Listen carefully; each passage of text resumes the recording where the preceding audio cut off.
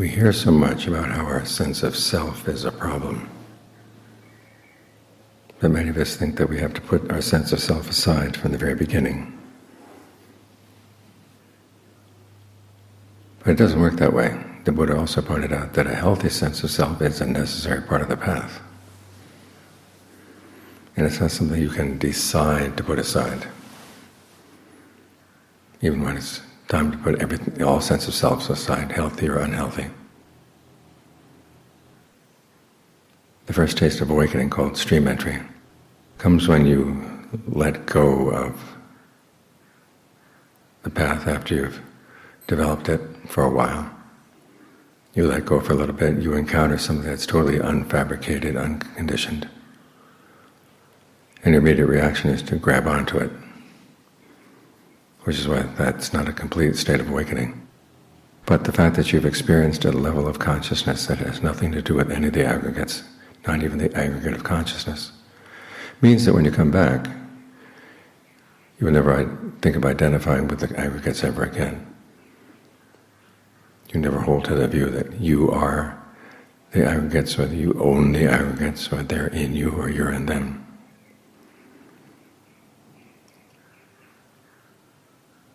But there's still a lingering sense of self.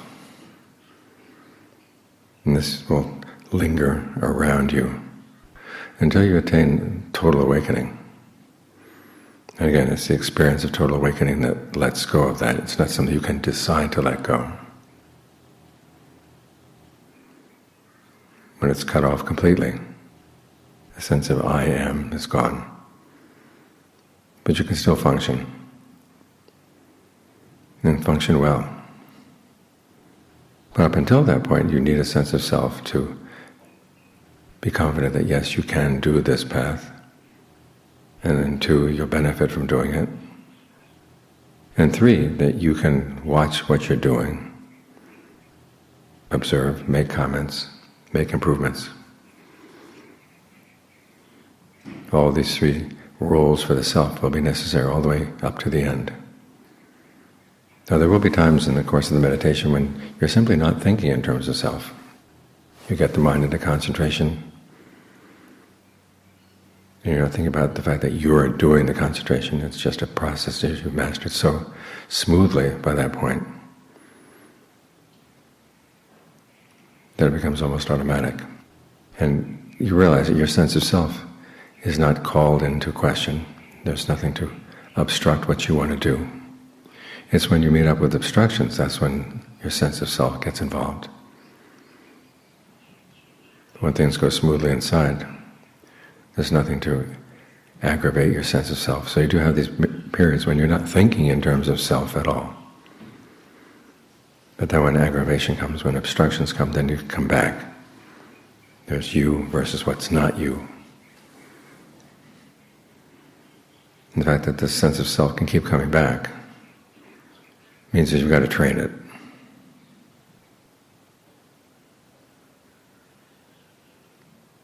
In Western psychology, they talk about the functions of a healthy ego. And in Buddhism, they talk about the same functions. They don't term them ego functions, but they are ways that you have to function. There has to be an underlying sense that you are responsible for your actions and you will benefit from the results. After all, the Buddha once told the monks, let go of whatever is not yours, and that will be for your long-term welfare and happiness. Here he is teaching not self, but saying, okay, it's for your happiness.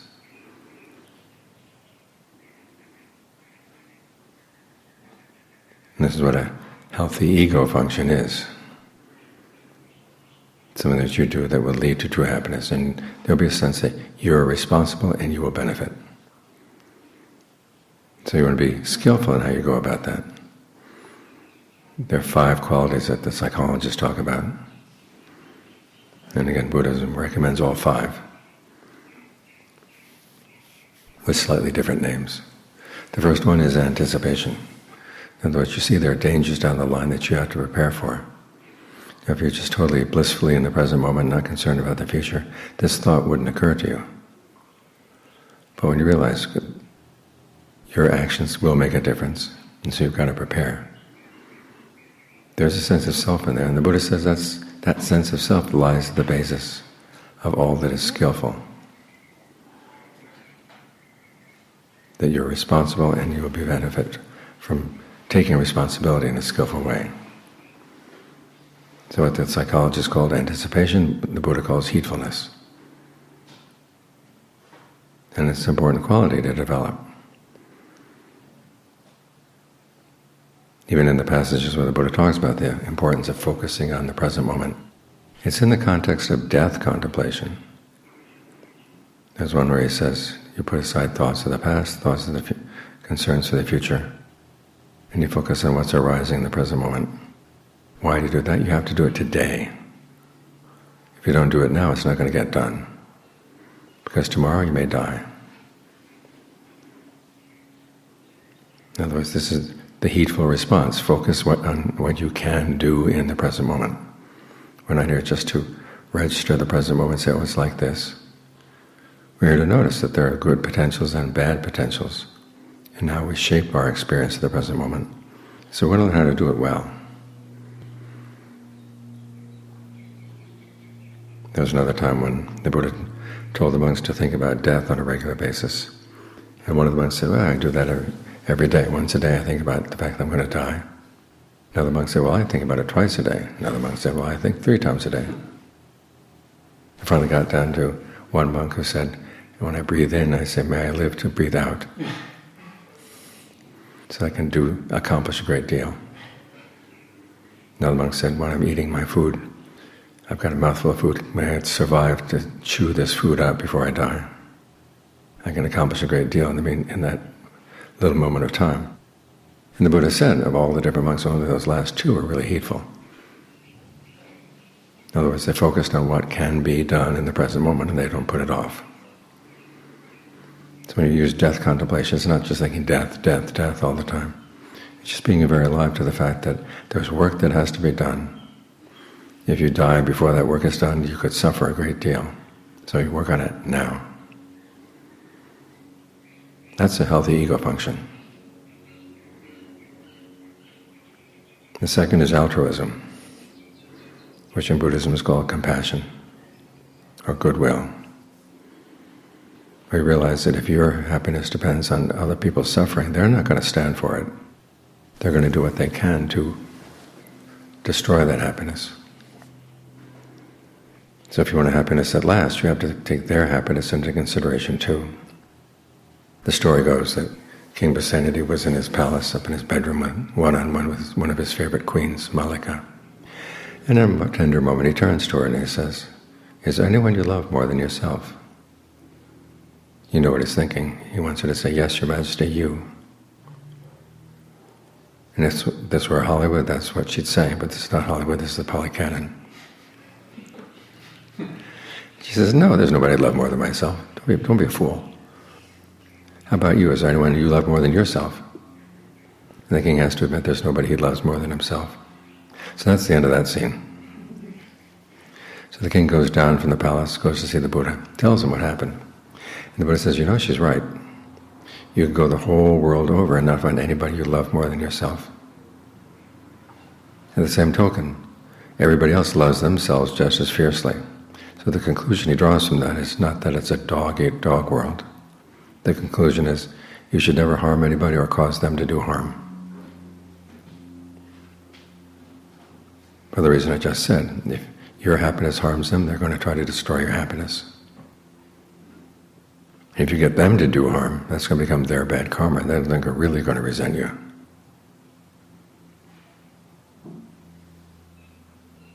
So compassion is a healthy ego function. You're compassionate because it's for your own true well-being.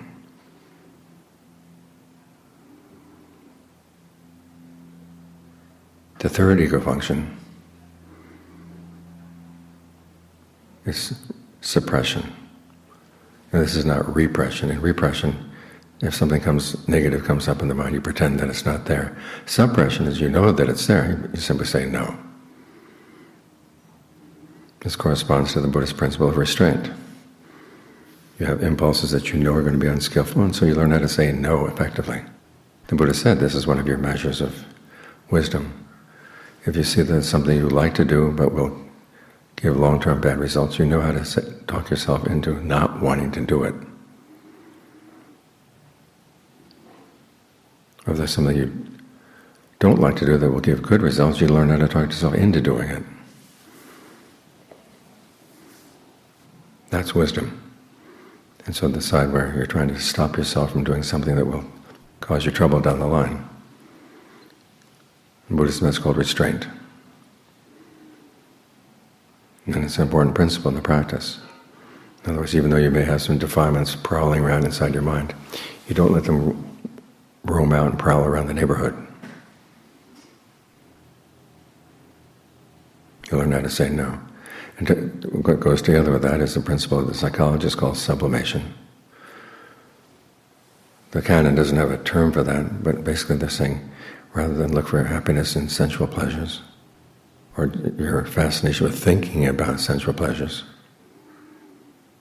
That's what the Buddha actually means, though, by sensuality.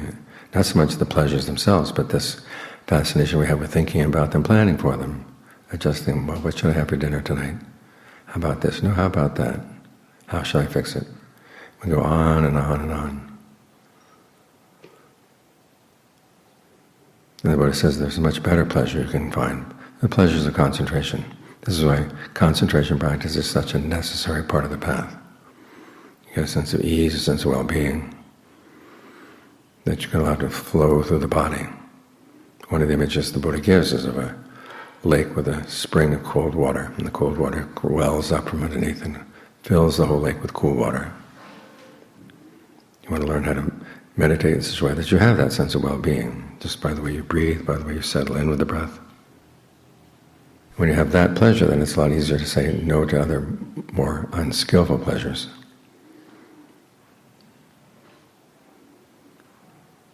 That too is a healthy ego function. You realize that you have the choice of what kind of pleasures you're going to pursue. And some pleasures will get in the way of the path, but other pleasures are actually part of the path. So there's nothing wrong with indulging in the pleasures that are part of the path. The only warning there, of course, is that when you're practicing concentration and the breath gets really comfortable, don't drop the breath and wallow in the comfort. You stay with the breath. That's what's going to produce the comfort.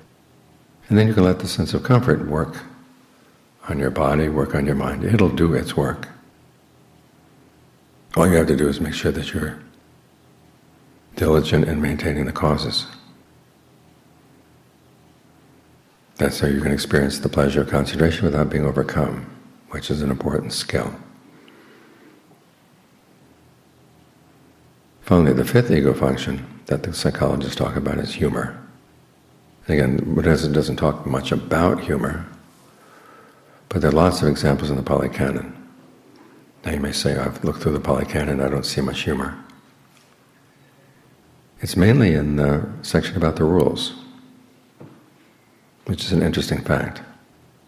Each of the major rules has a story that goes along with it, telling who misbehaved, a monk or a nun. And when word gets to the Buddha, he calls the monk responsible in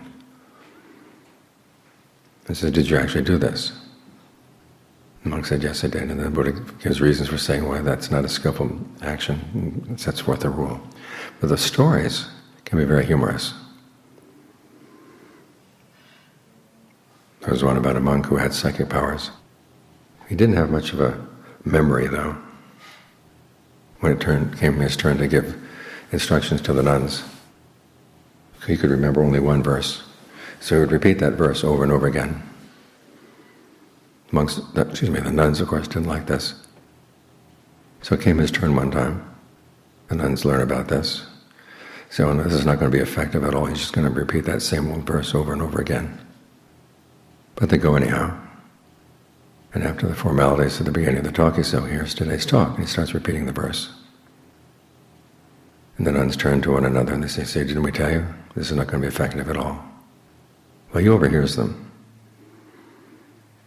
Now, as I said, he had some psychic powers, so he decided to put on a show. He levitates up into the air, splits himself into many beings. Some of them are emitting fire, some are emitting water, some are emitting smoke. They're saying that verse, and many other verses by the Buddha. And the nuns are watching this and say, wow, this is the most effective Dharma talk we've ever seen. Well, he gets carried away. And so he keeps on displaying his powers until after sunset. So he dismisses them. They have to go back to the nunnery in the town. Well, the town gates, back in those days, they would be closed at sunset. There would be a pavilion outside for travelers who came too late. So the nuns spend the night at the pavilion. And the next morning the gates are opened. The nuns come filing into the city. And the people say, oh, here come the nuns back from spending the night with the monks. Word of this gets to the Buddha. From that point on, the monks are not allowed to teach the nuns after dark.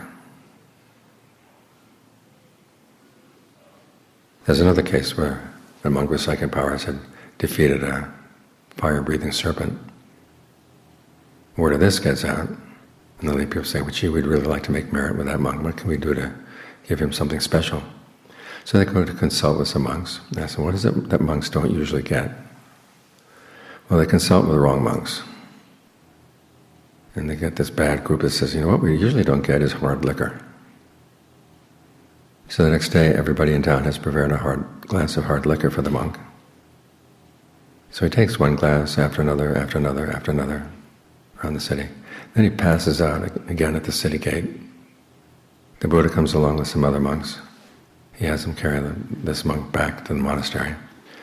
They lay him down on the ground with his head facing the Buddha.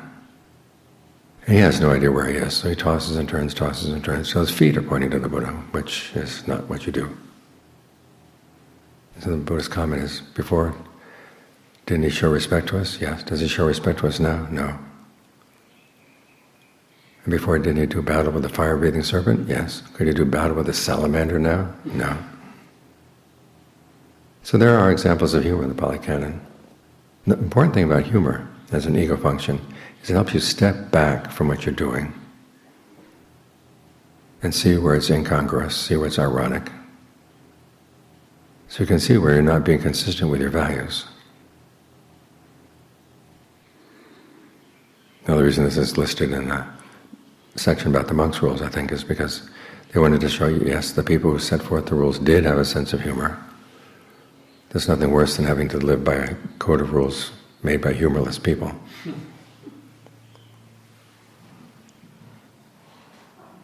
And at the same time, it makes you side with the Buddha. Yeah, that behavior really was stupid. In that last case, that's why we have the rule against monks taking alcohol.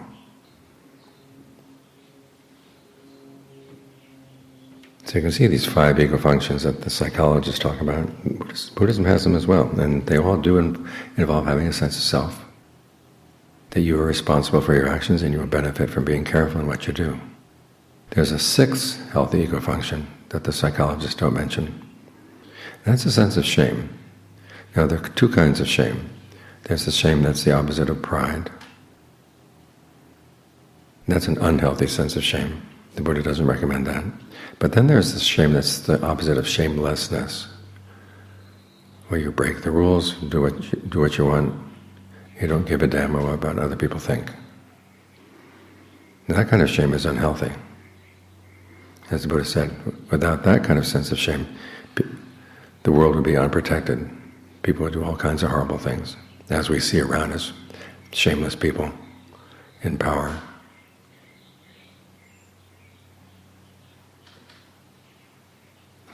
When you have a healthy sense of shame, you have a sense that you would want to look good in the eyes of the wise.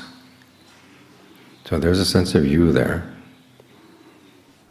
and a sense of self-respect. And again, a sense that you will benefit from being skillful in your actions. So at the times when you do have a sense of self in the practice, make sure that it has these 5 or 6 qualities.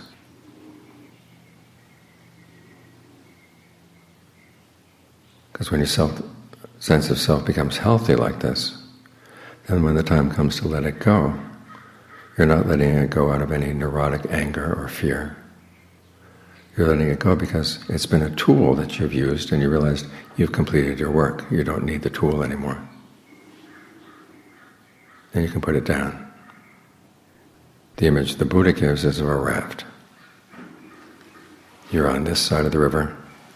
which is dangerous, and you want to go to the other side of the river that's safe. And there's no bridge over the water, and there's no nirvana yacht to come pick you up. So what do? Well, you take the twigs and branches and leaves on this side of the river, you make a raft, and then holding on to the raft really tight, making an effort with your arms and legs, you cross the river. Now the fact that you've made the raft out of things on this side of the river means basically you're taking the aggregates, the form, feeling, perceptions, thought constructs, and consciousness, and you turn it into the path, like we're doing when we concentrate. You're focused on the breath, which is an aspect of form. You're trying to develop a feeling of pleasure. As you do that, you hold in mind a picture of what the breath does in the body. That's perception. You ask yourself if the breath is comfortable or not, and if it's not comfortable, what can be done to improve it? If it is comfortable, what can be done to maintain it? That's the aggregate of fabrication. And then consciousness, which is aware of all these things. So you're taking these aggregates and you're turning them into the path. You're taking the twigs and leaves on this side, the branches on this side, you make them into a raft. Then you do whatever effort is needed to get across. And then we've gotten to the other side. That's when you can let the raft go. And as the Buddha said, you don't let it go out of hatred. You don't let it go out of disgust. You let it go with a sense of appreciation. This raft has been very useful to me, but I don't need it anymore. So you pull it up on the shore and you go on your way. So you take your senses, many senses of self, and you try to train them. Because what are they? They're basically strategies. As the Buddha said, everything comes from desire. Everything is rooted in desire. And you've developed your sense of self and your sense of what is not self based on the different desires you followed. Both self and not self are strategies.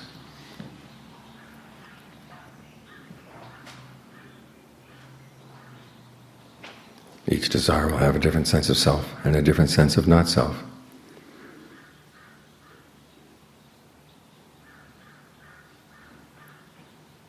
We learn how to use our sense of self and our sense of not self wisely. It is possible to use not self unwisely, When people ask if you're responsible for something you did, and you say, well, there's no me here. That's not a skillful use of not self. A skillful use of not self is when you realize there are certain things I used to identify with, and they're not worth identifying with.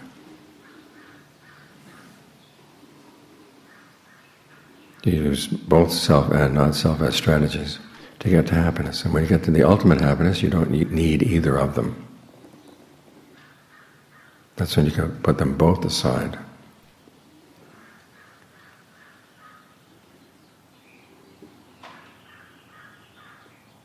So even though there are times in the practice when you don't seem to have any sense of self, you realize there are also times when you come back and you do have a very strong sense of self. That's the self that has to be trained in these proper ego functions: heedfulness,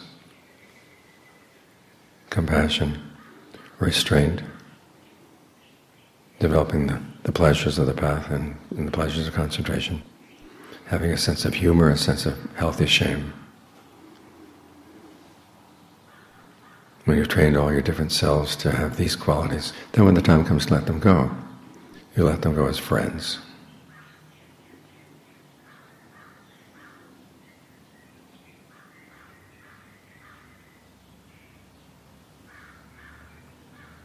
When you let go in that way, then it's skillful.